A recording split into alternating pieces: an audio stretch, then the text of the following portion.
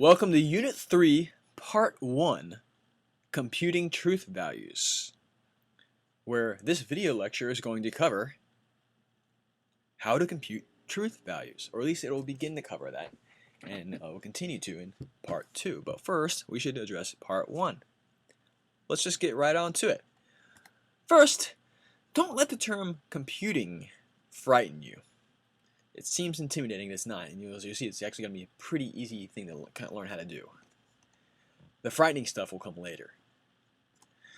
For now, note that if you follow all of my suggestions, computing the truth values of complex compound formulas will be second nature for you. In fact, if you do everything I suggest, by the end of this unit, literally this week, you'll be able to quickly calculate the truth values of complex formulas such as, well, the one right here, which looks scary. But I'm going to break it down for you, and you're going to master how to do that. Again, if you follow all of my suggestions. Well, let's do some review first. Recall that an argument form is valid if and only if it has no instances with true premises and a false conclusion. Again, that's just what it is to be a valid argument. An argument is valid when it's not possible for the premises to be true but the conclusion false. But how do you determine whether or not an argument form has no instances with a true premise and a false conclusion? So in other words, how do you determine whether or not an argument is valid? And that's what this chapter is all about. Recall as well that while there are literally an infinite number of sentential operators, we're only going to be concerned with 5. I hope by now you know these 5 sentential operators. Just in case you don't, although you should, but in case you don't, although you should, they are, for review, and, or, not, if, then, the conditional operator, and if and only if, the biconditional operator. Again, there's and, the conjunction operator, or, the disjunction operator, not, the negation operator, if, then, what we call the conditional operator, and if and only if, the biconditional operator. So again, you only have to know 5 sentential operators. That should make figuring out the truth values of formulas a bit easier when there's only 5. Alright, well, why these 5 operators when there's, as we mentioned, an infinite number of operators out there? Well, the answer is that these 5 operators are truth functional. But what does it mean for an operator to be truth functional? It means that the truth or falsity of the compound sentences that they, the operators, form can always be determined just by knowing the truth or falsity of their component parts. So an operator is truth functional when you can know the truth or falsity of a compound sentence formed by such operators just by knowing the truth or falsity of the component parts. Well, what are the component parts of complex sentences? They're simpler sentences. So if you can know the truth values of simpler sentences and then their connection via these sentential operators, you can know the truth values of these, really complex formulas. Here's another way of putting it. The truth value of a compound sentence is completely determined by, that is, it is a function of the truth values of the component sentences. The truth value of a compound sentence is completely determined by, that is, it is a function of the truth values of the component sentences. Well, how do you know the truth value of a compound sentence given the truth values of its component parts? Well, this is where computation comes in. You have to know the rules for computation for each of the operators. And again, there's only 5 operators, so you only have to know the rules of computation for 5 operators. 5 is not a large number. How many fingers are on your left hand? For the majority of my students, that is. Apologies to anyone that might have a 6th finger or only 4 fingers. But humans typically are born with 5 fingers, 5 toes. $5 is not a lot of money. You can't get much with $5 these days. That's like barely a gallon and a half of gas. 5 is not a large number. You only have to know the rules for 5 operators, so don't be intimidated. Alright, well, in this unit then, we're gonna learn the method for figuring out these rules of computation, and it's called the truth table method. Alright? Then, once you learn the truth table method, you're gonna be able to easily figure out the truth values of complex formulas, such as this one right here, which looks scary, but it is not. In which case, you will all be geniuses. Every single one of you. The sum of the square roots of any two sides of an isosceles triangle is equal to the square root of the remaining side. That's a right triangle, you idiot! Okay, well, what are the objectives for this unit? First, we're going to learn, actually, we're going to memorize the truth tables. I've already memorized it, by the way. That should be your objective, by the way. But memorize the truth tables for the 5 sentential operators and be able to state informally the computation rules for each operator. You should be able to compute the truth values of compound sentences of any degree of complexity, given the truth values of the simple sentences they contain. You should learn the definition of truth functional, and finally, you should be able to show that an operator is not truth functional. Which, by the way, I'm not going to cover this last bit, but it is in Unit 3, and I highly encourage you to read it. But since we're going to be focusing on truth functionals, I'll let you do that on your own. Okay, so first, some assumptions. First, recall a sentence, a simple declarative sentence that logicians deal with, that is either true or false. Again, we're dealing with declarative sentences. There's no third or fourth option. It's just true or it's false. This is what logicians call a two-valued logic. It's either true that 2 plus 2 equals 4, or it's false that 2 plus 2 equals 4. It's either true that cats meow, or it's false that cats meow. All right. Second, the truth values of simple sentences are independent of each other. Again, the truth values of simple sentences are independent of each other. Now take the formula, if A then B, and A or B. And by now you should have these symbols memorized. Remember, horseshoe means conditional. Dot means conjunction. That thing that looks like the letter V is the disjunction. In other words, if A, then B, and A or B. All right, now take this formula. Simple sentences, recall, are either true or false. That means A is true or false, and B is true or false. A's truth or falsity is independent of B's truth or falsity, and B's truth or falsity is independent of A's truth or falsity. This leaves 4 possibilities. Let me get out the pen. I like the color green. Option 1, A is true and B is true. Option 2, A is true and B is false. Option 3, A is false and B is true. And 4, A is false and B is false. Since there's only 2 simple sentences in that formula, A and B, that's basically the truth table that you need for it. There's only 4 possible combinations. Okay, I hope that makes sense. Well, as the book says, the fact that we can list these combinations is actually one of the reasons it is possible to give the rules for the computations of compound formulas. Well, the best way to learn that is just to go through each formula in turn. We'll start with the easy one, and. It's not the easiest one, but it's an easy one. So again, take the conjunction P and Q. P and Q. Remember dot means and?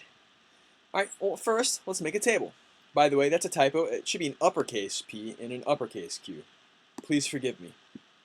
Okay. First, we'll make a table. We'll do what we just did with A and B, recall. See those 2 rows right there? Well, the table we make for this formula starts out the same way. Right there. And we just fill out the truth values. T and T, T and F and T, F and F. And then, when you combine these 2, this row gets filled out. But how does this row get filled out? Well, think about what we mean by the word and. Think about what we mean when we say P and Q. And we'll think of an example. Beef jerky is delicious and beef jerky is comfortable. So there's a compound sentence. Beef jerky is delicious and beef jerky is comfortable. See that and right there? We can represent that with P. We can represent that with Q. Beef jerky is delicious and beef jerky is comfortable. Well, when someone says beef jerky is delicious and beef jerky is comfortable, what is required?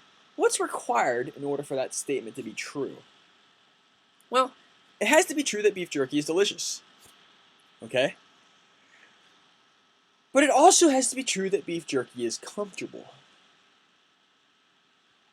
That is, in a conjunction, both statements, conjoined, must each individually be true. If it was true that beef jerky is delicious, but false that beef jerky is comfortable, then the statement beef jerky is delicious and beef jerky is comfortable would be false. And that's the truth table. The only time a conjunction is true is when both of its conjuncts are true. So again, the only time a conjunction is true is when both conjuncts are true. Alright? The rest of the times it's false. That should be a very easy truth table to memorize then. Unless both conjuncts are true, the conjunction is false. Alright, now in the disjunctions. Slightly more complicated. Again, we'll do a simple disjunction, P or Q, and we'll fill out the first part of the truth table like we did with the conjunction. Again, just two columns. And we fill out the same way. True, true, true, false, false, true, false, false. And then the question is, what goes in this third column? Well, again, think about what we mean when we use the term or. Either Charlie is going to lose his mind or Charlie is going to binge watch Dr. Phil. Either I'm quitting my job or I'm getting a raise. Either you are with me or you're against me. Either you repay me or I'm going to kill you. That last row sounds violent. I apologize. I've been watching The Sopranos lately. And that seems to be the two options for people who make the poor moral choice to get involved with the mafia. All right. Here's the deal then. If both disjuncts are false, the disjunction is false. If the statement Charlie is going to lose his mind is false, and the statement Charlie is going to binge watch Dr. Phil is false, then it's false that either Charlie is going to lose his mind or Charlie is going to binge watch Dr. Phil. And you can think of plenty of other examples. If it's false that it's raining and it's false that it's snowing, then it's false that either it's raining or it's snowing. And I provide a few more. If it's false that humans have feathers, and it's false that dolphins have feathers, then the statement either humans have feathers or dolphins have feathers is false. If it's false that George Mason University is in Maryland, and it's false that Duke University is in Virginia, then the statement George Mason University is in Maryland or Duke University is in Virginia is false. So when both disjuncts are false, the disjunction is false. However, if one of the two disjuncts is true, then the disjunction is true. So, if it's, okay, take again the disjunction. Either it's raining or it's snowing. Well, if it's raining, then it's true that either it's raining or it's snowing. If the statement Charlie is going to binge watch Dr. Phil is true, then the statement Charlie is going to binge watch Dr. Phil or Charlie is going to lose his mind is true. And other examples, if it's true that the sky is blue, then the statement the sky is blue or the sky is red is true. If it's true that dogs bark, then the statement dogs bark or humans bark is true. If it's true that 2 + 2 = 4, then the statement 2 + 2 = 4 or 2 + 2 = 5 is true. And I'm being repetitive, but I'm just trying to hammer the point home. If one of the two disjuncts is true, then the disjunction as a whole is true. If both of the disjuncts are false, then the disjunction as a whole is false. Well, we got the majority of our truth table filled out then. But what about, again, if one of the two disjuncts is true, like in these second and third rows, then the disjunction as a whole is true. If both are false, then the disjunction as a whole is false. But what about this first row? What goes here? If both disjuncts are true, is the disjunction as a whole true? Well, that actually is worthy of further exploration. Well, again, what about when both disjuncts are true? Surely, for example, Charlie could lose his mind and binge watch Dr. Phil. So is the statement either Charlie is going to lose his mind or Charlie is going to binge watch Dr. Phil true or false? It is true that Dr. Phil could take over your mind.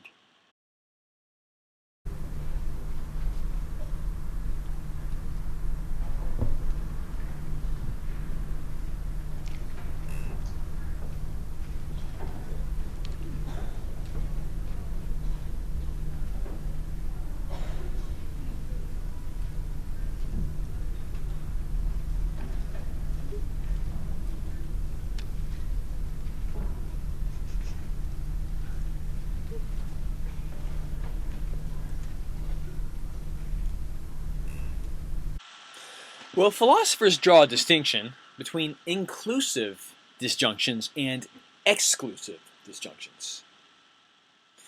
In a true exclusive disjunction, if one disjunct is true, the other must be false. If both disjuncts are true in an exclusive disjunction, on the other hand, this disjunction as a whole is false. For example, take the disjunction, either you are with me or you are against me. That's an exclusive disjunction. If it's true that you're with me, it can't be true that you're against me. If it's true that you're against me, it can't be true that you're with me. If both were true, it would be a false disjunction. So when Bush famously said that, he was stating an exclusive disjunction. He was, as I said, expressing an exclusive disjunction. Both disjuncts could not be true. An inclusive disjunction, on the other hand, is true when both disjuncts are true or when only one of the two is true. So in an exclusive disjunction, only one of the two disjuncts can be true. In an inclusive disjunction, both disjuncts can be true. And the disjunction as a whole be true. Or, if only one of the disjuncts is true, the disjunction as a whole is also true. That's the difference between an exclusive and inclusive disjunction. And the terms inclusive and exclusive should make sense describing what's going on logically. So these are two different types of disjunctions. Would I rather be feared or loved? Easy, both. I want people to be afraid of how much they love me. Some more examples of inclusive disjunctions. It's either windy or rainy. Well, it could be true that it's both windy and rainy. He's tall or skinny. Well, someone could be skinny and tall. I'm eating or drinking. You can do both at the same time. So hopefully you get the idea. Well, in this course, we're going to assume that disjunctions are inclusive. In which case, we have the rest of our truth table. The top row, when both disjuncts are true, will be true. And that's the table. That's the truth table for the disjunctions. And here's the reason. You can still get an exclusive disjunction by combining an inclusive disjunction with one other formula. And again, it's P or Q, the disjunction, and not P and Q. So if you add this, whoops, you get an exclusive disjunction. So you can build up an exclusive disjunction with the conjunction, negation, and inclusive disjunction. All right, if and only if. Again, the biconditional operator. First, again, we'll set up the table for the formula if and only if. It's a two-place operator like everything else we've seen. So we'll fill out the table with those two columns, as we've done with every other operator so far. So true, true, true, false, false, true, false, false. Well, here's the thing. Think about what if and only if means. And here, take an example. Angela would date that guy if and only if that guy was the last person alive on Earth. In a very real sense, the two components of an if and only if stand or fall together. What does that mean? It means if the left is true, the right must be true, and if the left is false, the right must also be false. If both are true, then the biconditional as a whole is true. If both are false, the biconditional as a whole is false. That is, if it's true that Angela would date that guy, and if it's true that that guy is the last person on Earth, then the statement Angela would date that guy if and only if that guy was the last man alive on Earth is true. However, if it's false that Angela would date that guy, and it's false that that guy is the last person alive on Earth besides Angela, the statement Angela would date that guy if and only if that guy was the last person alive on Earth, well, it's actually also true.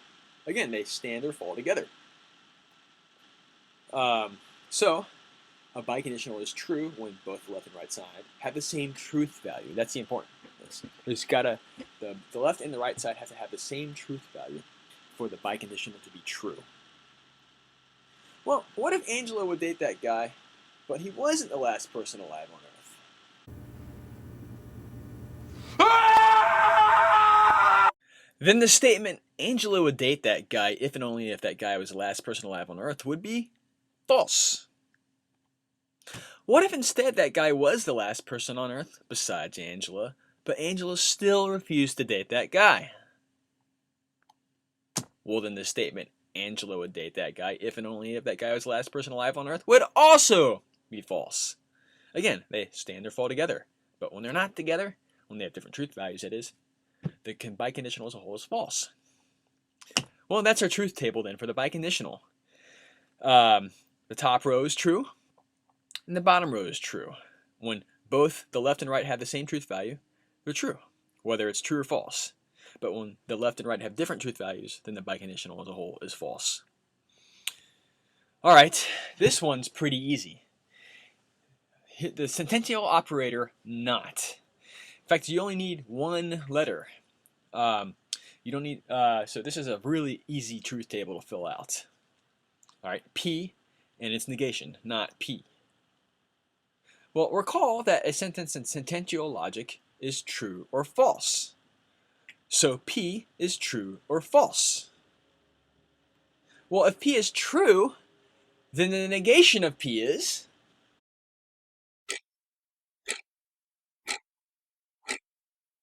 False. if it's true that my suit is black, then it's false that my suit is not black. That is, if P is false, then the negation of P is true. If it's false that my suit is black, then it's true that This suit is not black. No. And now we have our truth table for the negation operator. Thank you, Borat. If P is true, not P is false. If P is false, the negation of P is true. Lastly, we're going to look at the biconditional operator. And you'll notice I have an arrow right there. Logicians will sometimes use this arrow as a sign for the conditional. Other times we'll use the horseshoe, which is what the book uses, and I'll mostly use the horseshoe throughout the semester, but occasionally you'll see an arrow pointing right, and that is the same thing as the horseshoe. So if you see an arrow, that also means that we're talking about the conditional operator. In quizzes, I'll only use the horseshoe, and most of the time I'll only use the horseshoe, but from time to time I'll use the arrow, and you might see this in other contexts as well. Alright, so the conditional operator. Again, it's a two-place operator, so we've got two, we'll use kind of two letters, P and Q, and we'll fill out the beginnings of the truth table as we have with the other two-place operators. So two columns, 4 rows. P is true and Q is true. P is true and Q is false. P is false and Q is true. And P is false and Q is false. Okay, well, first we need to do some review. The statement before the horseshoe in a conditional is what we call the antecedent. The statement after the horseshoe is the consequent. So the antecedent goes before the consequent. Antecedent, if antecedent, then consequent. Okay. And again, antecedent, ante is Latin for before, so it makes sense. Okay, well, the first rule of the biconditional is that anytime a conditional has a true antecedent and a false consequent, the conditional is false. So again, the first rule is anytime a conditional has a true antecedent and a false consequent, the conditional is false. So that second row, where you have a true antecedent and a false consequent, that gets the truth value. The conditional as a whole is false. Second rule, anytime a conditional has a true consequent, the conditional is true. Anytime a conditional has a true consequent, the conditional is true. So, if Q is true in the conditional if P then Q, then the conditional if P then Q is true. If Q is true, and it doesn't matter if P is true or if P is false. Alright? Anytime a conditional has a true consequent, well, remember the consequent is the thing that goes to the right of the horseshoe, the conditional as a whole is true. What was that first rule? The first rule was anytime a conditional has a false consequent but a true antecedent, the conditional as a whole is false. So we've got 3/4 of our truth table filled out, just leaving that last row. Rule number 3. Anytime a conditional has a false antecedent, the conditional is true. And there's our truth table. If it's got a false antecedent, the conditional will always be true. If it's got a true consequent, the conditional will always be true. The only time a conditional is false is when it has a true a true antecedent and a false consequent. Again, the only time a conditional is false is when it has a true antecedent, but a false consequent. So if P is true and Q is false in the conditional if P then Q, then the conditional if P then Q is false. Well, we should talk about this for a minute, because the biconditional used in sentential logic, the conditional used in sentential logic isn't always capture what we mean when we use conditionals in our ordinary language, when we usually use the phrase if then. And logicians agree, these are weird rules. We know it. And we'll just notice that when logicians use the conditional if ... then, for this portion of sentential logic, we're not going to capture everything we need when we say if X then Y. So the conditional used by logicians isn't the exact same thing as the conditional used in ordinary language, in the ordinary context, okay? Keep that in mind, all right? But it does have some weird implications. For example, if it's true that 2 plus 2 equals 4, and it's true that Donald Trump is the same color as goldfish, then the statement, if 2 plus 2 equals 4, then Donald Trump is the same color as goldfish, also turns out to be true. Which is strange. You think there'd be a connection between 2 plus 2. You think there'd be a connection between the antecedent and the consequent, but there isn't. But since both are true, the statement as a whole is true. Another weird implication, though. If it's false that 2 plus 2 equals 5, which, by the way, it is false that 2 plus 2 equals 5, and it's true that dogs are mammals, which, by the way, it is true that dogs are mammals, well, the statement, if 2 plus 2 equals 5, then dogs are mammals, turns out to be true. Huh? Well, remember, if a conditional has a false antecedent, the conditional is true. And going back, if a conditional has a true consequent, then the conditional is true. All right, another weird implication. If it's false that 2 plus 2 equals 5, and it's false that dogs are fish, then the statement, if 2 plus 2 equals 5, then dogs are fish. Well, guess what? It also turns out to be true. Again, it's just strange. This is not what we normally mean when we say if ... then, okay, in normal context. And again, just to stress, the conditional in sentential logic is not the same as the conditional in language. It's a bit broader, I guess you could say. But it's important to learn the rules. The book does a decent job of explaining why this conditional has the truth table it has, however, on pages 41 and 42, and I highly recommend you read that. I'm mainly concerned with you knowing the rules. I'm not going to test you on why the rules are the rules that they are for the conditional, but learn them. But it'd be worth learning why it has the rules it has. It'll make more sense to you. But we'll talk about it some, though. Why not leave the third and fourth rows blank, for example, which would be more capture what we mean in ordinary language context when we use the conditional. Well, we want to be able to determine the truth values of a compound sentence in all cases. That's what it is for it to be truth functional, okay? In all cases. So if that was just the table that we had, then we want to be able to do this in all cases. Second, other variations of the truth table for the conditional don't distinguish the conditional from other sentential operators. For example, suppose the conditional had the following table, where the third row is false and the fourth row is true. Well, that would actually be the biconditional. And it will become apparent throughout the semester why these are definitely going to be distinct. Okay? Suppose instead the conditional had this table, where the first and third rows are true. Well, that doesn't logically distinguish P if P then Q from Q. Okay? Remember?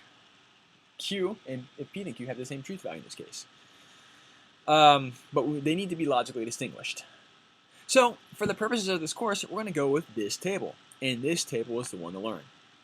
Right there. The only time the conditional is false is when it has a true antecedent and a false consequent. The rest of the time, the conditional is true. Which, actually, that should be a pretty easy rule to remember. The only time a conditional is false is when it has a false antecedent. The only time a conditional is false is when it has a true antecedent and a false consequent. The only time a conditional is false is when it has a true antecedent and a false consequent. Now, I suggest you go on to part 2. God bless.